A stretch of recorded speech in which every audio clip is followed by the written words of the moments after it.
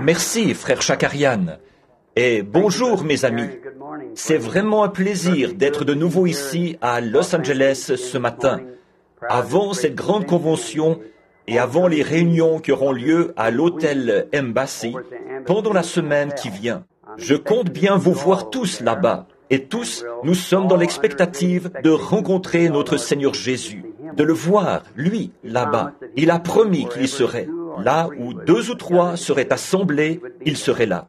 Et je suis sûr que je l'ai rencontré ce matin en montant les marches pour me retrouver ici, dans cette salle, au moment où tous les gens attendaient avec grande impatience le petit déjeuner et la prédication. C'est un plaisir d'être avec vous, assemblés ici. Et je dirais ceci à ceux qui nous écoutent à la radio. Il y a tellement de monde ici qu'il a fallu que je descende à l'étage inférieur pour parler à quelques personnes. Après avoir vu tellement de requêtes, des maladies de cœur et divers maux qui affectent leur corps, nous sommes maintenant ici pour prier pour les malades et les affligés. Comme j'arrivais en haut des marches, j'ai justement ce monsieur âgé devant les yeux. Il s'est avancé vers moi et il m'a dit, « Frère Branham, il y a des années, il disait qu'il avait eu une maladie de cœur tellement grave qu'on pensait qu'il allait mourir. Il avait fait prier pour lui et la grâce de Dieu l'a guéri. Et le voici ce matin, il a 80 ans bien tassés et il est dans la joie. Alors cela nous donne une espérance nouvelle. Maintenant, je demande avec instance les prières des gens qui écoutent ceci à la radio, de même que de ceux qui sont ici. Après cette série de réunions, je partirai pour me rendre en Europe, en Afrique et ailleurs pour des réunions. Et j'y vais par suite d'une vision. Alors ce sera des réunions glorieuses. Là-bas, j'en suis sûr. Depuis des années, j'ai le sentiment que le Seigneur veut que j'y retourne. Ce petit ministère humble, tout humble qu'il m'a donné, je ne pense pas qu'il est mené à terme là-bas. Pas tout à fait encore. Il semblerait qu'il y ait peut-être quelque part une âme que je pourrais attraper dans le filet de l'Évangile, ce filet qu'il m'a donné pour pêcher les gens, par le moyen de la guérison divine, de la prière pour les malades. Et je demande avec instance vos prières, à vous qui êtes ici et à ceux qui nous écoutent à la radio.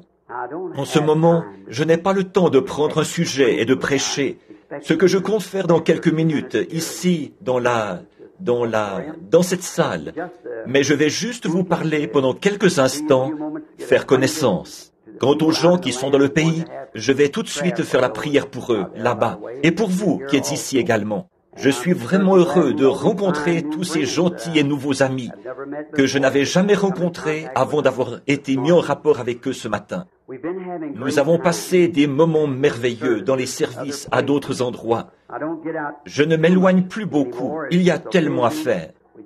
Nous nous efforçons simplement de faire la navette entre Jeffersonville, dans l'Indiana, et Tucson, en Arizona, où nous sommes allés nous installer il y a quelques années, par suite d'une vision du Seigneur qui nous a envoyés là-bas, et sans que je sache où j'allais.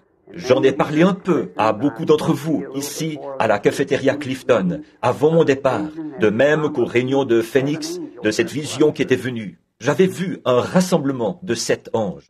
Je sais que vous qui nous écoutez à la radio, peut-être que beaucoup d'entre vous ne sont pas du plein évangile. Alors ceci peut sembler un peu mystérieux pour vous, et ça le serait pour moi aussi. Mais si quelqu'un peut expliquer quelque chose, il n'y a plus à l'accepter par la foi. Ce sont des choses que nous ne pouvons pas expliquer, que nous devons accepter par la foi. Nous ne pouvons pas expliquer Dieu. Aucun homme ne peut expliquer Dieu. Il est souverain et il est grand et puissant.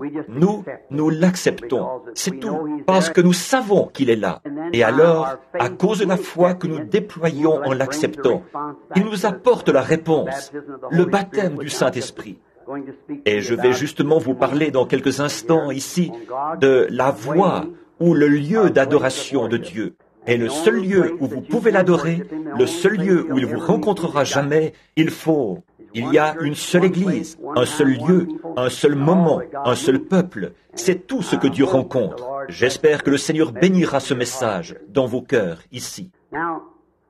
Or, de venir à Tucson, c'était étrange. Ces visions qui vous parlent au nom du Seigneur, pas une seule d'entre elles, d'aussi loin que je m'en souvienne, et je demanderai à n'importe qui d'autre s'il peut se souvenir d'une seule fois où il aurait dit quelque chose qui n'était pas la vérité. La chose arrive toujours exactement comme il dit qu'elle arrivera. Et, d'après les Écritures, il doit revenir vers nous dans les derniers jours, avec ce genre de ministère. Ce sera après le baptême de l'Esprit, le parler en langue, la guérison divine et ainsi de suite. Après ces choses-là, le couronnement du message pentecôtiste, voilà de quoi nous parlons aujourd'hui. Ce ministère du Christ lui-même, personnifié au milieu de son peuple, faisant les choses mêmes qu'il avait faites lorsqu'il était ici sur terre. Dans son corps, l'épouse qui fait partie de lui, faisant ces mêmes choses en tant que mari et femme ou en tant que roi et reine, juste avant la cérémonie de mariage. Cette semaine, si le Seigneur le veut, j'aimerais parler un peu de cela pendant notre campagne là, à l'hôtel Embassy, et à ma façon humble de le faire un peu connaissance. Au temps et à l'heure où nous vivons, si une personne ne sait pas quelle direction prendre, quoi faire ou de quel côté se tourner, là, on ne marche plus par la foi. On ne fait que supposer, on présume. Et présumer, c'est s'avancer sans autorité officielle. Alors, si nous n'avons pas la vraie autorité officielle pour connaître ce que Dieu a dit qu'il arriverait en cette heure, comment donc pourrons-nous faire face à cette heure? Et il nous faut y faire face en connaissant, par la foi en sa parole, les choses qui doivent arriver maintenant. Et l'état des nations, l'état des gens, l'état de l'Église et tout ça. Nous devons connaître ces choses et ensuite savoir comment aller y faire face. Si on ne sait pas comment faire, on ne fait que, comme nous disions autrefois, se lancer au petit bonheur la chance. Se lancer en espérant que ça arrivera, en espérant ceci, en espérant cela. Et est-ce que ça va arriver?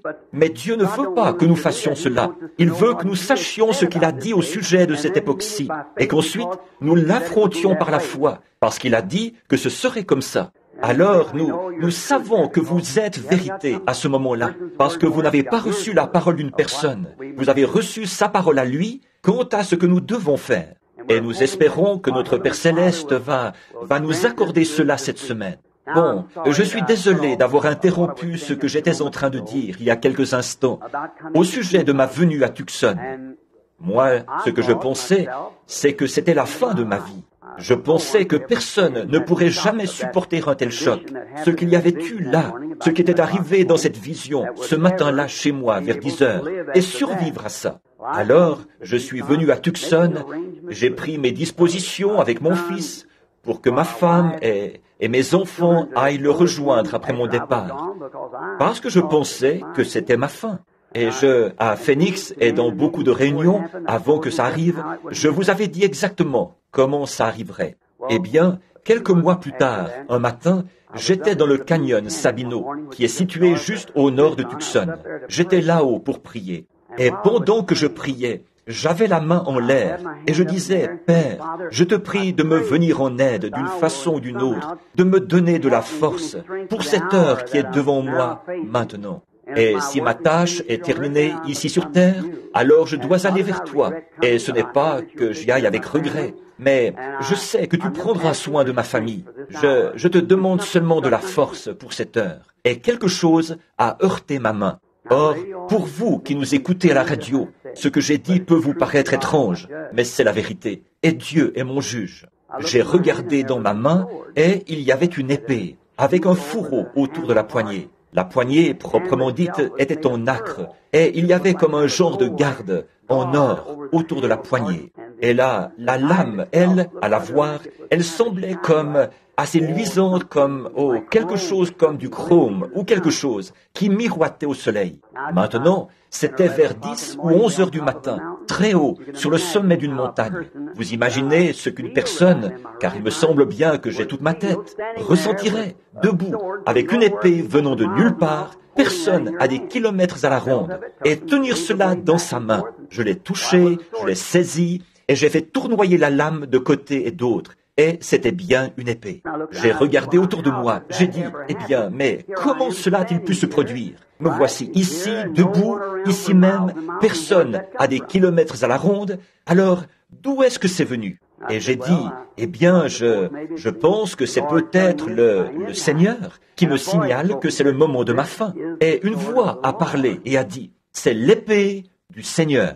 J'ai pensé, eh bien, une épée, alors ça sert à un roi, par exemple, pour faire quelqu'un chevalier. Vous savez, comme on le faisait autrefois en Angleterre et à différents endroits. J'ai pensé, c'est à ça que ça sert, à faire quelqu'un chevalier. J'ai pensé, eh bien, peut-être que je dois imposer les mains aux gens ou j'avais toutes sortes. La pensée humaine peut être tout embrouillée, vous savez. On ne sait pas. Notre pensée est limitée. La sienne est infinie. Et au même moment, donc, elle a quitté ma main. Et je ne sais pas où elle est allée. Elle a disparu tout simplement.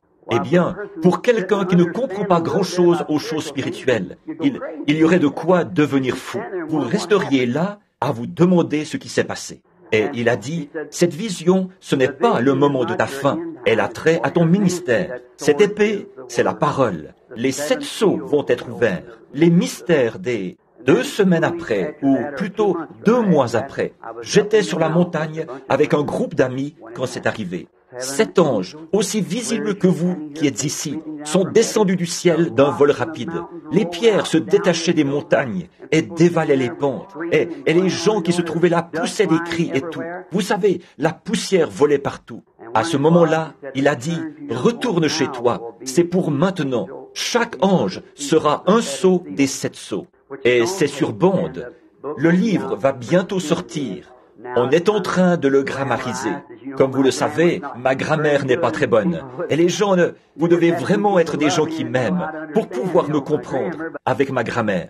Mais un théologien est en train de le grammariser pour moi et d'en enlever tous les... Eh bien, peut-être que je n'ai pas utilisé le bon mot là. Je ne sais même pas. Alors, j'ai entendu quelqu'un rire. Alors, je suppose que ce mot grammariser n'était pas bon. Mais moi, c'est comme pour le hollandais. Il faut vraiment prendre ce que je veux dire et non ce que je dis. On vient de m'annoncer qu'il ne reste que 3 minutes avant la fin de l'émission. Maintenant, chers amis qui écoutez ceci à la radio, et vous qui êtes malades et dans le besoin ici dans l'auditoire, pourriez-vous juste poser vos mains les uns sur les autres pendant que nous prononcerons cette prière pour les malades? En effet, Jésus a dit, la dernière commission qu'il a donnée à l'Église, voici les signes qui accompagneront ceux qui auront cru. Ceux qui auront cru. S'ils imposent les mains aux malades, les malades seront guéris. Cher Père Céleste, nous sommes comme des enfants aujourd'hui. Nous obéissons à ce que tu nous as dit de faire. Nous posons les mains sur toutes ces requêtes reçues par téléphone. Tu vois ceux qui sont dans le pays, là-bas, combien ils sont dans le besoin. Les souffrances. Tu vois ceux qui sont dans le besoin ici, qui souffrent. Alors, nous te les confions, Dieu bien-aimé, avec la foi en ta parole, en ce que tu as dit. Voici les signes qui accompagneront ceux qui auront cru. S'ils imposent les mains aux malades, les malades seront guéris. Accorde-le, Seigneur. Au nom de Jésus-Christ. Amen.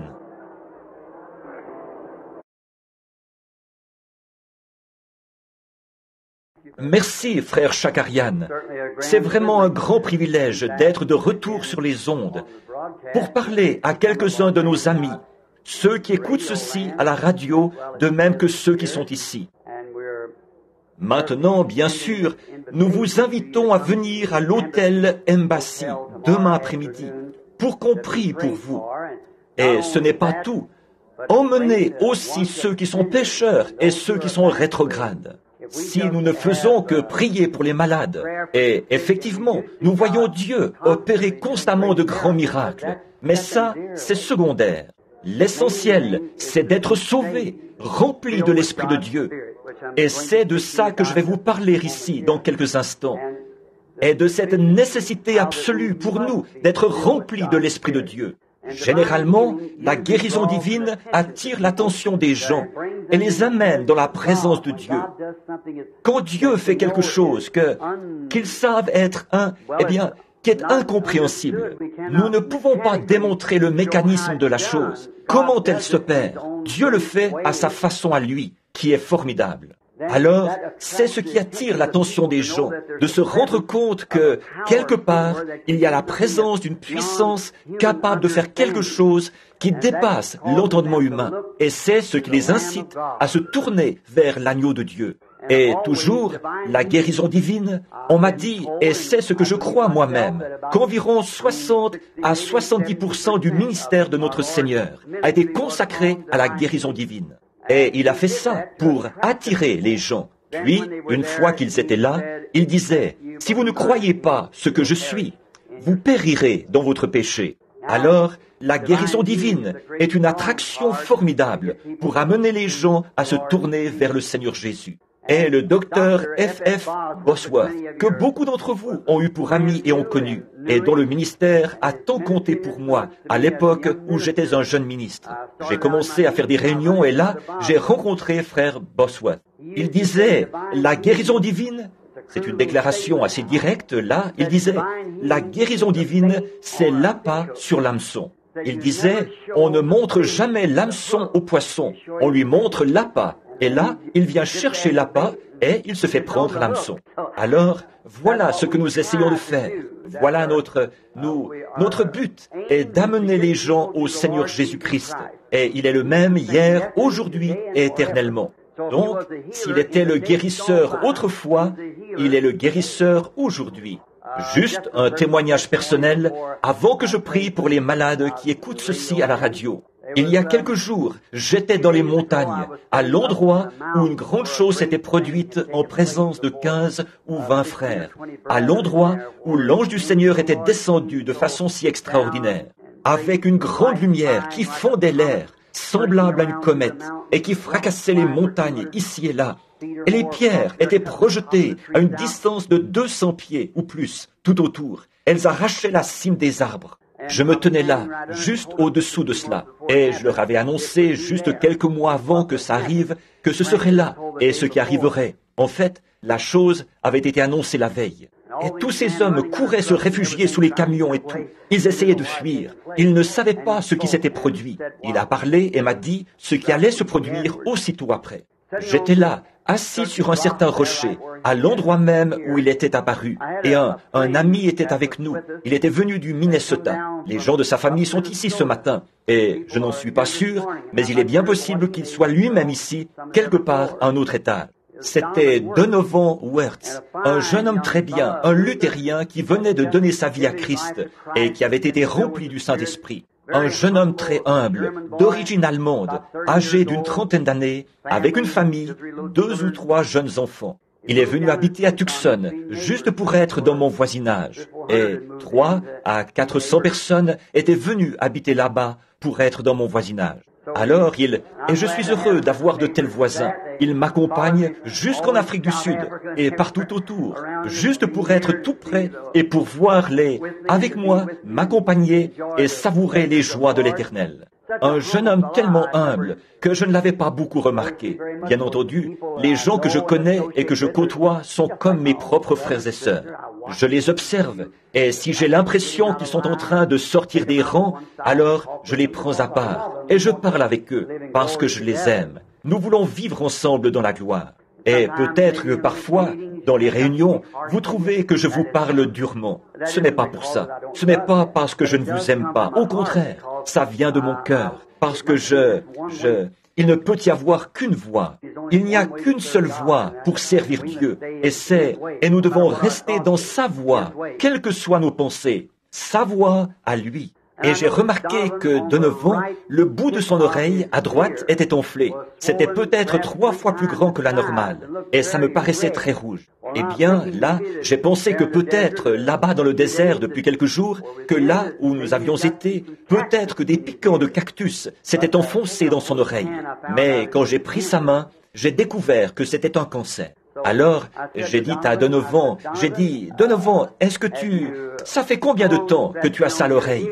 Pour ne pas éveiller son attention, je faisais comme si je ne savais pas. J'ai dit, ça fait combien de temps que c'est là, Donovan? Il a dit, à peu près 6 mois, frère Branham. Il a dit, j'ai dit, pourquoi ne m'en as-tu pas parlé? Il a dit, oh, je vous voyais tellement occupé. Il a dit, je ne voulais pas le faire. Il a dit, je me suis dit qu'à un moment donné, peut-être que le Seigneur vous le dirait. Alors j'ai dit, réalises-tu ce que c'est? Il a dit, je m'en doute. J'ai dit, c'est bien ça. Et le surlendemain matin, sans rien de plus que d'avoir tenu la main de ce jeune homme, le surlendemain matin, il n'y avait pas même une marque sur son oreille.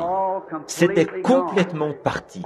Trop souvent, nous nous échinons à essayer d'arriver à ceci, à cela. Ou, voyez-vous, c'est « voici les signes qui accompagneront le croyant ». Ça ne dit pas s'ils prient pour les malades. S'ils imposent les mains aux malades, les malades seront guéris. Il faut nous-mêmes avoir foi en ce que nous faisons.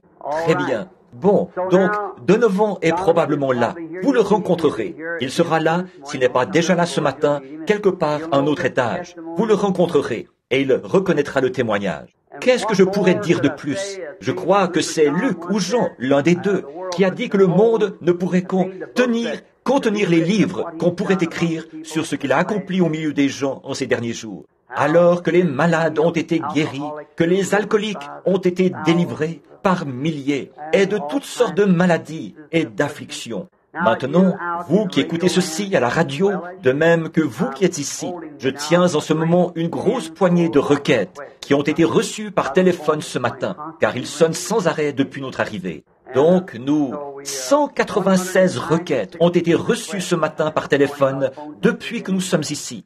Alors, unissons-nous en prière maintenant, pendant que chacun, où que vous soyez, là dans le pays, posez vos mains les uns sur les autres, si vous êtes croyants. Sinon, posez votre main sur la Bible ou sur quelque chose, pendant que nous prions ici et là-bas.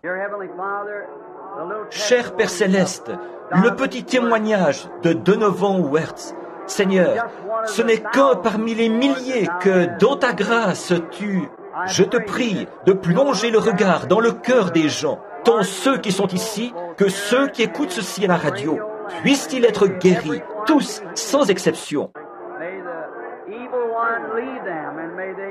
Que le malin les quitte et qu'ils soient délivrés de toutes leurs afflictions. Accorde-le, Père.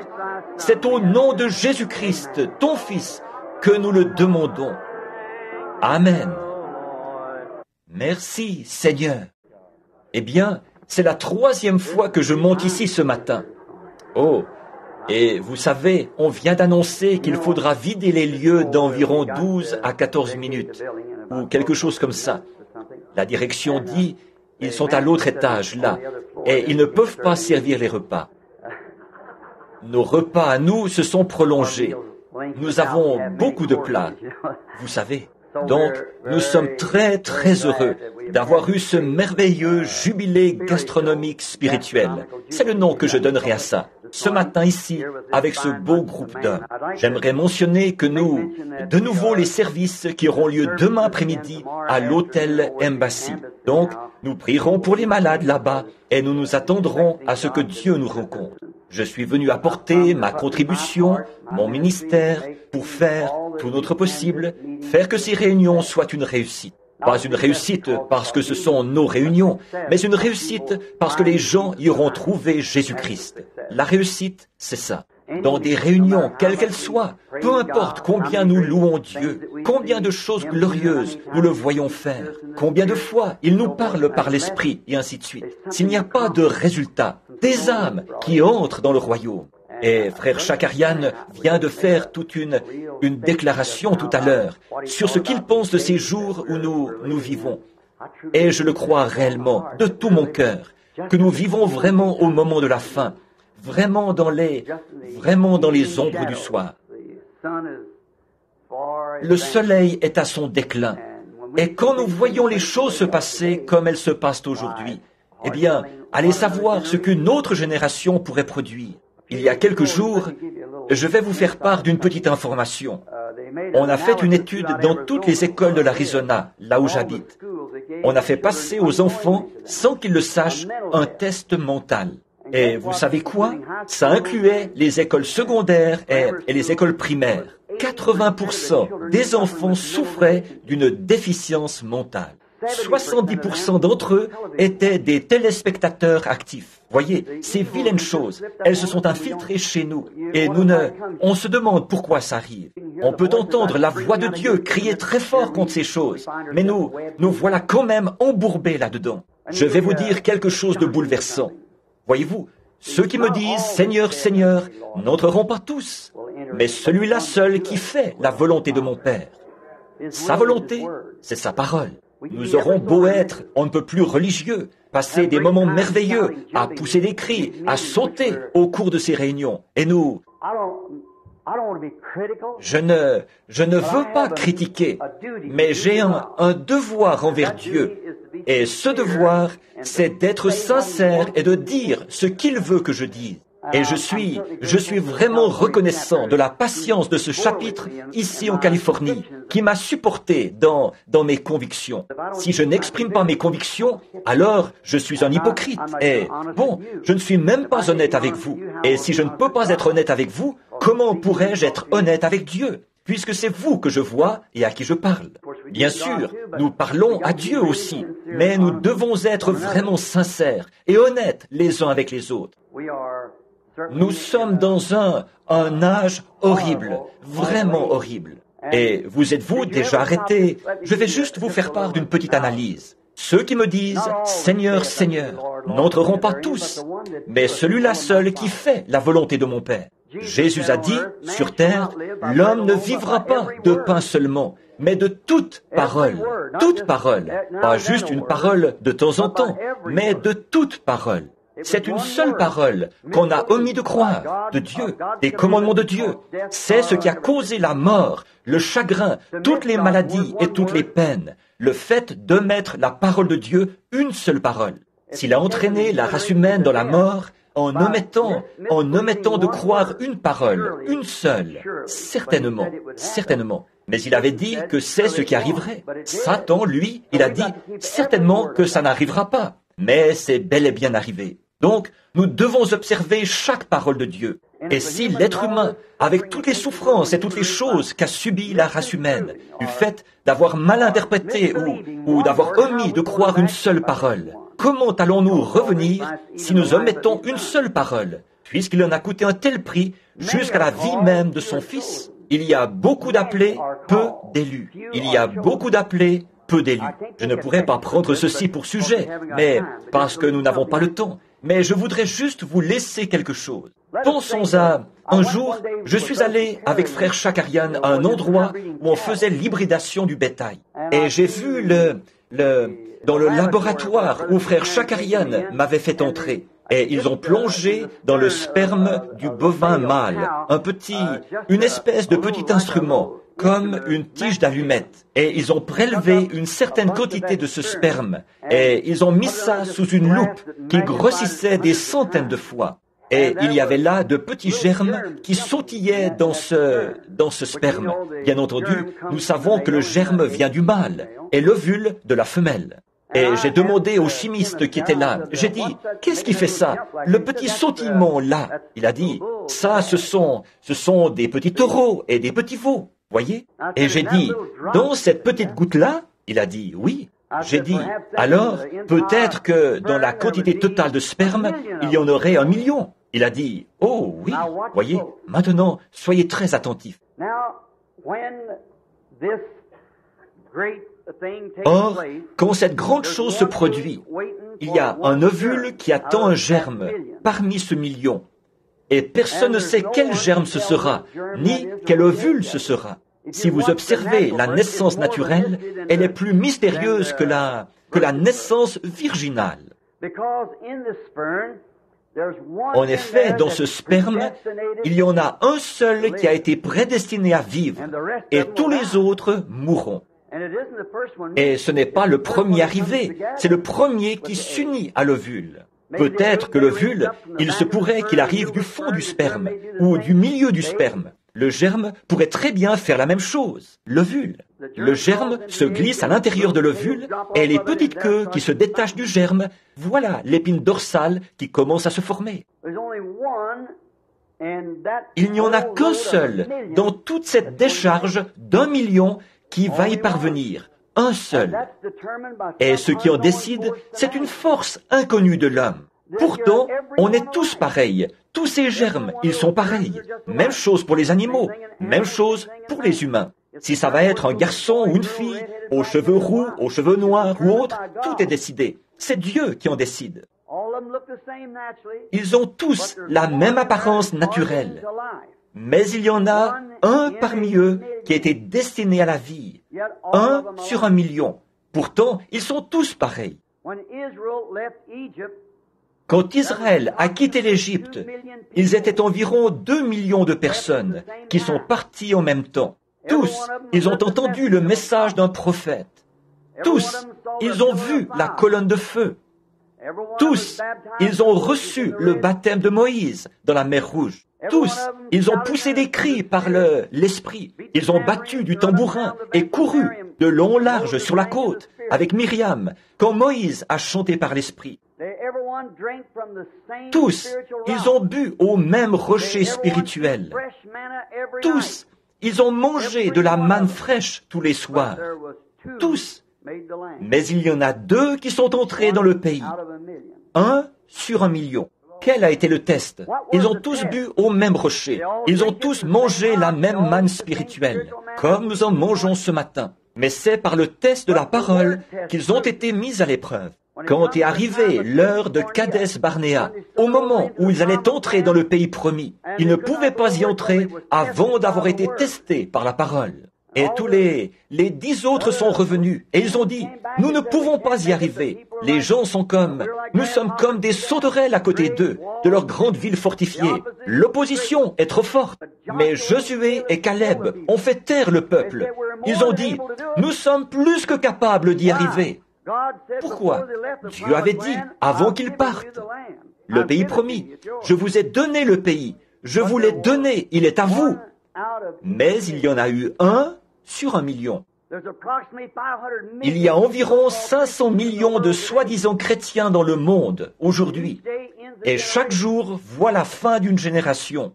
Et maintenant, qu'en serait-il si l'enlèvement avait lieu aujourd'hui et que 500 personnes, à l'échelle mondiale, étaient prises dans l'enlèvement? On ne le saurait jamais ou on ne verrait même pas mention de leur départ dans le journal. Et la venue du Seigneur est une venue secrète. Il viendra et l'enlèvera discrètement.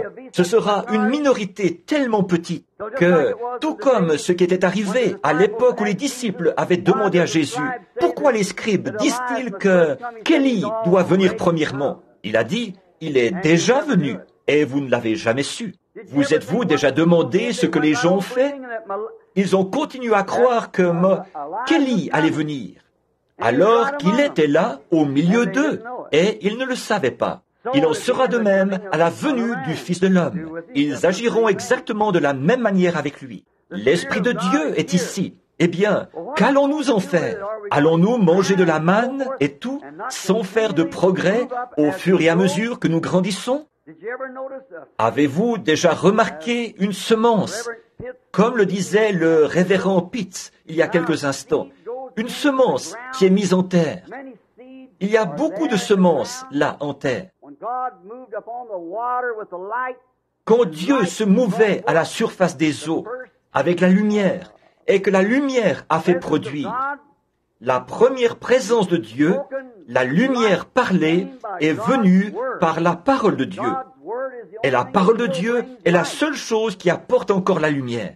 Et quand les eaux se sont retirées, la semence était déjà en terre.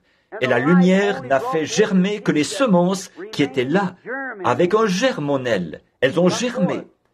Dieu était en train de produire sa création.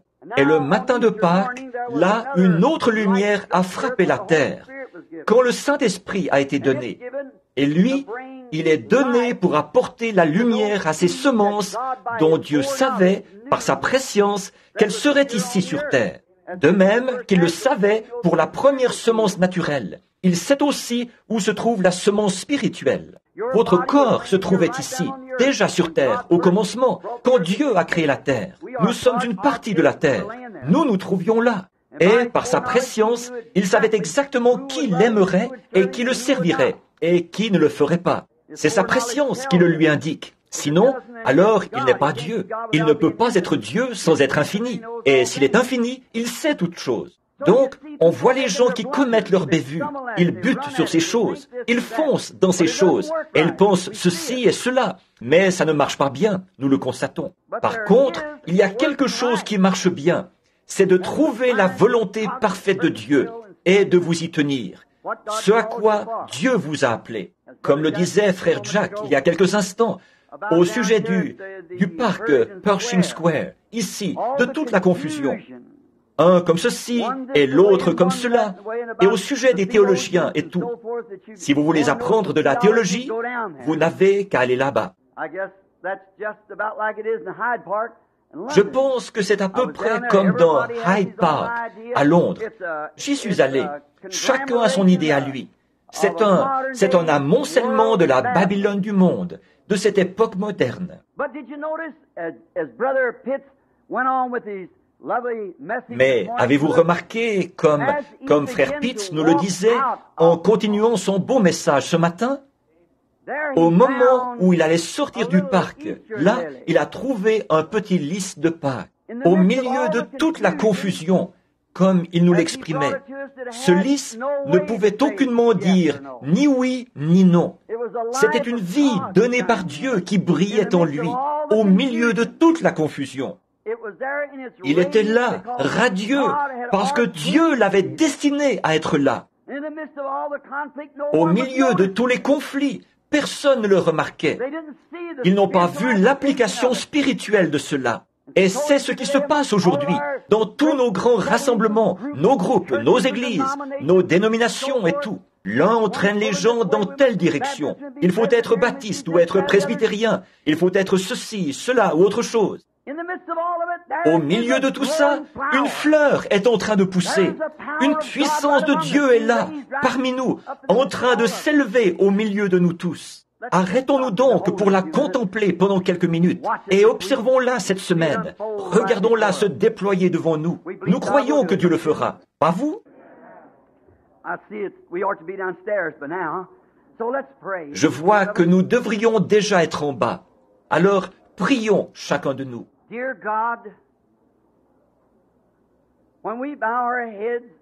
Dieu bien-aimé, quand nous inclinons la tête dans ta présence, il nous semble que nous sommes tellement déficients que nous ne pouvons pas nous permettre de demander.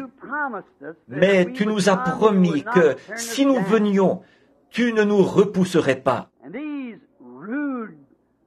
Et ces déclarations tranchantes qui viennent d'être faites, ce n'était pas du tout dans le but d'en faire une doctrine, 1 sur 1 million, mais simplement pour qu'on s'en souvienne. Car tu as dit, étroite est la porte, resserrez le chemin qui mène à la vie, et il y en aura peu qui les trouveront.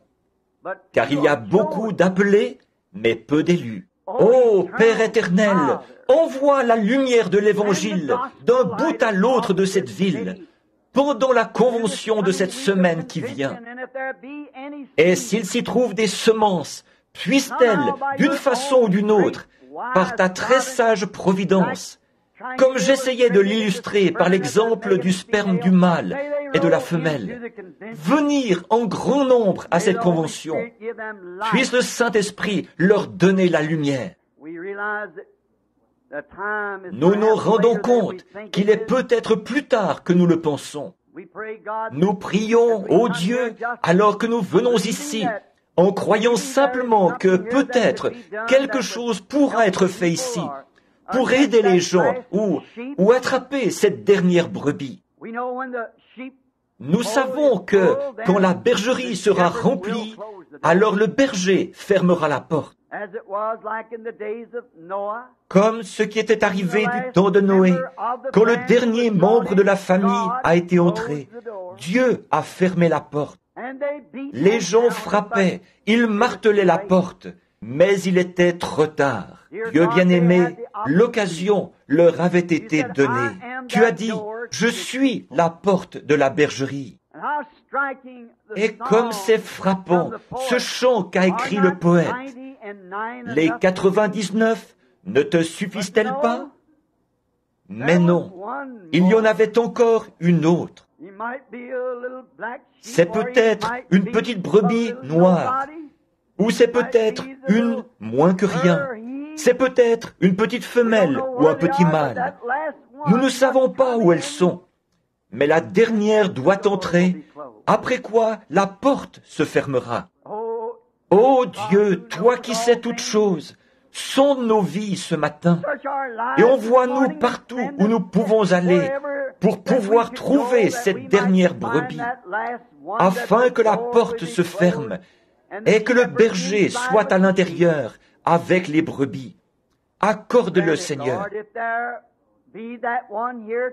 Si celle-là se trouve ici aujourd'hui, si celle qui doit entrer, tous ceux que le Père m'a donnés viendront à moi, et nul ne peut venir si mon Père ne l'a attiré. Alors, s'il y a quelque chose qui tire, ou une impression subtile qui se fait sentir, indiquant que c'est peut-être l'heure pour quelqu'un, soit ici dans cet auditoire, ici, ou en bas, ou ailleurs, là où se trouvent ces personnes, puissent-elles répondre, « Oui, Seigneur, je suis cette petite brebis errante qui s'est égarée, et j'ai lutté contre cela toute ma vie. Je sentais bien que j'aurais dû venir, mais me voici aujourd'hui. Je suis vaincu. Je ne peux ni monter ni descendre. Je ne peux aller nulle part. Oh, que le grand berger vienne, qu'il tende les bras, et avec ses mains tendres, qu'il la fasse entrer en sûreté, qu'il la mette sur ses épaules et la ramène en sûreté. Peut-être qu'il y en a une ici, Seigneur, qui est malade, dans un état tel que le médecin a déclaré, il n'y a plus rien à faire. Il a fait tout ce qu'il a pu pour la sauver, mais il n'a pas pu la sauver.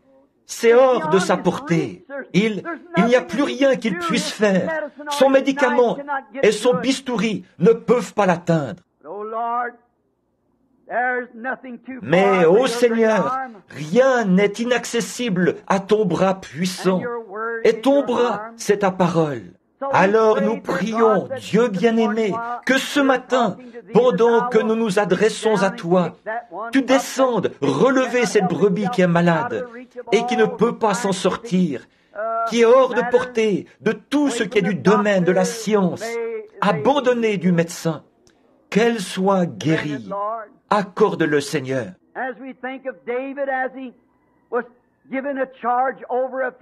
Nous pensons à David, à qui avait été confiée la garde de quelques brebis, juste quelques-unes. Mais un jour, un ours était venu s'emparer de la petite brebis. Il l'avait emportée et il l'aurait dévorée, comme un cancer dévorerait le corps, ou un grand lion. Mais David, qui n'était pas très bien équipé d'une carabine, ou qui ne savait pas manier l'épée, mais muni uniquement d'une fronde, il est allé au secours de cette brebis. Et quand il a trouvé l'animal qui allait faire mourir la petite brebis, il l'a tué avec sa fronde. Une petite arme toute simple, faite d'un morceau de cuir et d'une corde, mais il avait confiance en elle. Nous n'avons pas de grand génie parmi nous, Seigneur. Nous sommes des gens simples, munis d'une petite prière toute simple. Mais ce matin, nous allons au secours de la brebis du Père. Cette femme qui a parcouru les rues, malheureuse, en fumant des cigarettes, en essayant de trouver la paix par la cigarette. Cet homme qui a reniflé le verre et qui a essayé de le remettre sur la table, mais que l'ennemi retient fermement. Ce jeune homme ou cette jeune fille qui a essayé de faire ce qui est bien, mais qui n'arrive pas à trouver la force de se détacher de ce qui est mal. Nous venons, au nom du Seigneur Jésus, prendre possession de cette brebis ce matin. Nous défions l'ennemi. En effet, c'est une chose simple, une fronde, une prière, mais nous venons afin de ramener cette brebis au bercail du Père, pour que nous puissions rendre compte des choses qui nous ont été confiées. Que la puissance de Dieu descende à l'instant même, produire la foi dans le cœur des gens et que cette âme perdue revienne ce matin. Que les tentations de cette vie lâchent prise, la laissent partir et qu'elle se retrouve en sûreté sur les épaules du Maître qui la ramènera en lieu sûr. Nous te le demandons au nom de Jésus. Amen. Que Dieu vous bénisse tous. À demain donc, je remets la réunion à frère Chakarian. Ceci, j'espère que j'ai trouvé grâce aux yeux de Dieu et devant vous, dans une plus grande mesure que de croire que je me tiendrai ici pour vous dire quelque chose qui soit faux. J'ai eu 56 ans l'autre jour. Ceci n'est pas rien que le message d'un vieil homme. Quand j'étais encore tout jeune, j'y croyais déjà. Et s'il n'est pas vrai, alors je suis la personne la plus insensée que Dieu ait eue sur terre. J'ai consacré ma vie entière à cette cause. Et permettez-moi de dire ceci en toute sincérité. Même si j'avais 10 000 vies, jamais je ne changerais d'avis. Donc, la guérison est à la portée de chaque personne. Souvenez-vous, la guérison est en vous. Dieu a mis dans le péché toutes les pêches qui allaient un jour s'y trouver, au moment où il l'a planté dans le jardin. Voyez-vous, vous n'avez qu'à le péché ou le pommier ou l'arbre fruitier. Il n'a qu'à pousser en buvant l'eau de la terre. Or, chacun de vous, vous avez en vous ce potentiel, ce qu'il faut pour vous délivrer, car c'est Dieu, puisque vous avez été plantés en Christ par le baptême, non pas par le baptême d'eau, par le baptême spirituel. On n'entre pas en Christ par le baptême d'eau, par le baptême spirituel. Demain après-midi, si le Seigneur le veut, c'est de ça que je vais parler. Comment et quelle est la vraie application de cela? Nous ferons ça l'après-midi pour ne déranger aucune de vos réunions. Maintenant, regardez chacun de vous. Vous êtes ici comme croyants, voyez-vous? Alors la vie qui était en Christ est en vous. C'est possible, si vous pouvez seulement le voir. C'est le rôle du diable de vous empêcher d'accéder à cela, de vous tenir dans l'aveuglement. Il n'a qu'à vous aveugler, c'est ça, voyez-vous? Alors, vous ne savez pas où vous allez. Un homme qui est aveugle ne sait pas où il va. Pour le comprendre, il doit le demander à quelqu'un qui voit. Nous, avant que nous puissions comprendre, quelqu'un doit nous dire ce qui est la vérité. Et Christ est mort pour vous, et vous avez été sortis du monde et transplantés en Christ. Et tout ce dont vous avez besoin est là, en vous, par le baptême du Saint-Esprit. N'est-ce pas vrai? Maintenant, tout ce que vous avez à faire, c'est de vous mettre à y boire. Et l'arbre, à mesure qu'il boit, il se met à produire ses feuilles, ses bourgeons. Il produit son fruit tous les ans. Le fruit ne se trouve pas en terre. Le fruit se trouve dans la plante. Combien comprennent ça? Dites Amen. Donc, voyez-vous, le fruit se trouve dans la plante. Et chaque plante doit boire à sa source. La pluie qui tombe, elle donne à la plante la vie pour qu'elle y boive. Et à mesure qu'elle boit, elle grandit. Et elle grandit jusqu'à ce qu'elle soit parvenue à son plein épanouissement, tout comme l'Église a grandi pour s'épanouir en cet âge-ci. Et nous, à mesure que nous buvons, nous grandissons. Mais si la plante refuse de boire, alors la plante ne peut pas grandir. Et si vous voulez seulement le croire maintenant, chacun en particulier, bien entendu, vous connaissez la manière de faire du Seigneur. Il montre différentes choses, ce que vous avez fait, ce que vous n'auriez pas dû faire, et ainsi de suite, dans les réunions. Nous espérions que le Saint-Esprit descendrait sur nous ce matin, et qu'il le ferait pendant que nous nous tenions ici. Mais je suis resté à attendre. Je pense que c'est dû au fait que j'étais tendu, à penser qu'en bas, ils veulent que nous libérions la salle, voyez-vous? Mais c'est ce qu'ils veulent. Nous sommes déjà en retard. Mais croyez ceci de tout votre cœur. Je vous en prie. Si j'ai trouvé grâce à vos yeux, comme quelqu'un qui dit la vérité, croyez ceci. Maintenant, posez vos mains les uns sur les autres. Maintenant, regardez, la Bible n'a pas dit « Voici les signes qui accompagneront William Branham ». Elle n'a pas dit « Ils accompagneront Oral Roberts », lui seul. Elle n'a pas dit qu'ils accompagneraient Frère Kopp ou quelqu'un d'autre. Voici les signes qui accompagneront ceux, au pluriel, qui auront cru. S'ils imposent les mains aux malades, les malades seront guéris.